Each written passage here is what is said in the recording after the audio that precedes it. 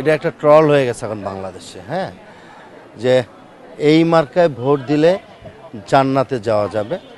প্রকাশ্যে social media বিভিন্ন পত্রপত্রিকা আপনারা নিউজ করেছেন যে অমুক মার্কায় ভোট দিলে নাকি জান্নাতের টিকিট পাওয়া যায়।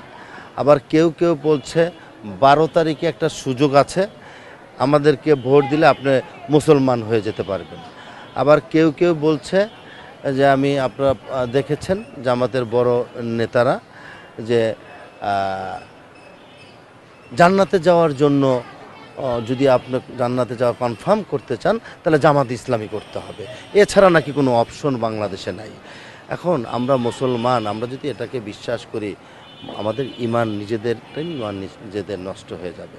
বাংলাদেশের মানুষ ইতিমধ্যে বুঝতে শিখেছে যে তারা ভোট লড়াইয়ে জেতার জন্য আমাদের মুসলমান সরল সোজা মানুষের মা বোনদেরকে তারা একটু মানসিকভাবে দুর্বল করে তাদেরকে ইমোশনাল ব্ল্যাকমেইলিং করে যদি কিছুটা সুবিধা আদায় করা যায়।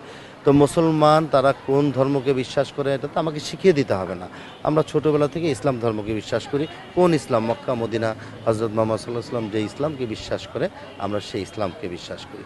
আর ওনাদের নতুন করে ইসলাম পয়দা করার তো কোনো বিষয় নাই। তো এই বিষয়গুলো তো জনমনে ব্যাপকভাবে প্রশ্নবিদ্ধ হয়ে গেছে। আপনারা সাংবাদিক যারা আছেন ভাইয়েরা, বিভিন্ন পত্রপত্রিকা যারা কাভারেজ করে, তারাও তো এই বিষয়গুলো নিয়ে লেখালেখি করছেন।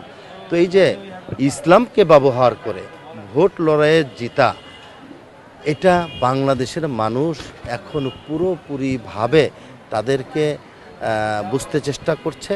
এবং ঢাকা 15 আসনের আমার নির্বাচনী 4টি ওয়ার্ড, 4, 14, 16 এবং 13 নম্বর ওয়ার্ড, এইখানেই মাটিতে আমার জন্ম।